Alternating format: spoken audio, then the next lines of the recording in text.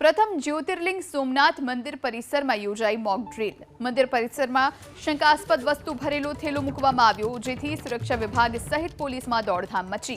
જિલ્લા પોલીસ વડા સહિત તમામ બ્રાન્ચોના અધિકારીઓનો કાફલો સોમનાથ પહોંચ્યો। બાદમાં જાણ થઈ કે આ પોલીસ વિભાગ અને સુરક્ષાની ચકાસણી માટે મોક ડ્રીલ યોજાઈ હતી। તપાસમાં જે પણ ક્ષતિઓ કે ભૂલો હશે તેને સુધારી સુરક્ષા વધુ સઘન બનાવવામાં આવશે।